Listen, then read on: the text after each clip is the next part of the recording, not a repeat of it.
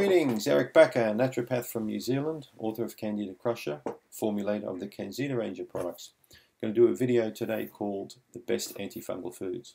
I'm just looking at my computer here at a website I've been looking at. I typed in Best Antifungal Foods and I found a website, and it said here that fresh dates are good as antifungal. So think about that for a minute, fresh dates. You might as well have a can of beer.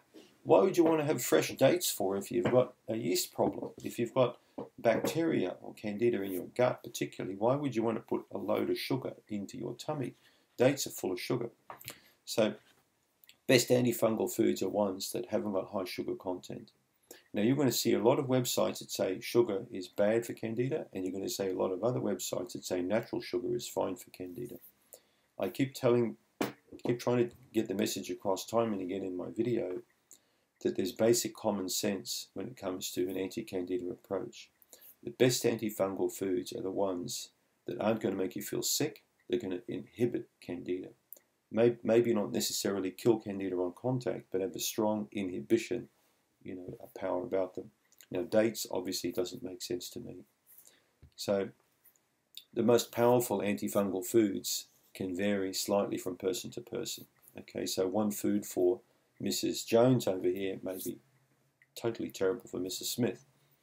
For example, a long time ago I used to tell everybody to eat lots of garlic, but I found there are many people that can't tolerate garlic. It makes them feel sick. They have one small clove, they vomit. Other people can eat 10 cloves.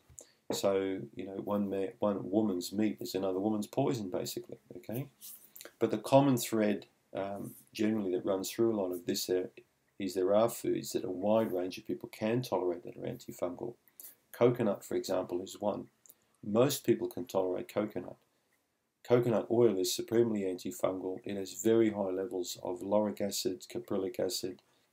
It's excellent adjunct in a candida kind of a diet. So I recommend you cook with this oil, and you can add also a little bit into salads or on top of vegetables.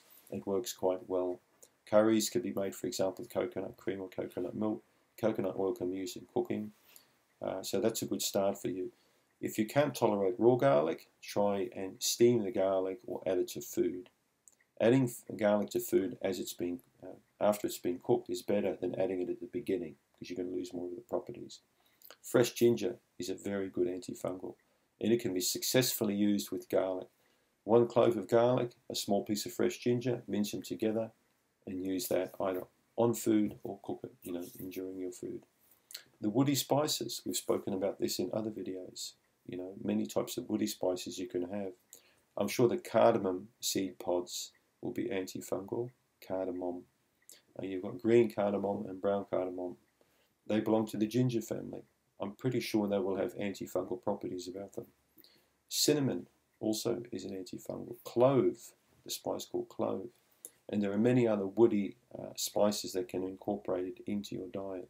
The fresh herbs, another excellent adjunct as an antifungal, into your diet. And there are many of them. I speak about them these quite often. Basil, rosemary, thyme, marjoram, oregano. So those 5 are very, very good to add. I grow all of them, and I recommend that you grow them all in your garden or just buy them fresh at your greengrocer store. I'm sure you can buy them there, and then again incorporate those into your food. So antifungal foods don't necessarily have to be foods that are going to kill candida. They can also be foods that inhibit candida.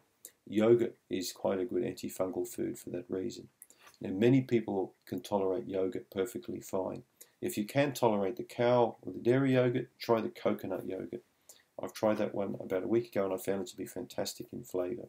It's quite nice. So that's coconut yogurt. You can make it yourself. Go online, you'll find some recipes, or you can get it. You can probably buy that one already these days in the shops.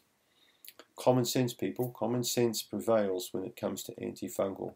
You avoid foods that are profungal, and you look at foods that are antifungal, foods we just mentioned. The brassica foods of the brassica class of vegetables are also antifungal to a degree. Broccoli, okay, cauliflower, Chinese vegetables, all of these kinds of foods. Brussels sprouts. So if you can grow them like me, or you can purchase them yourself again from hopefully an organic shop. Check out some of my other videos where I go a little bit more in depth on some of the antifungal foods to a higher degree. Some videos are specifically tailored, for example, just for one vegetable, or one spice. You get a lot more information out of that. So remember, experiment. Have a good look at some of the videos I've produced on Candida and diet. There are several hundred of them, and that will give you a good idea if you want to target a specific food. But food is your medicine, and medicine can be your food. Don't forget that. Thanks for tuning in. Subscribe. Catch you in the next video. Thank you.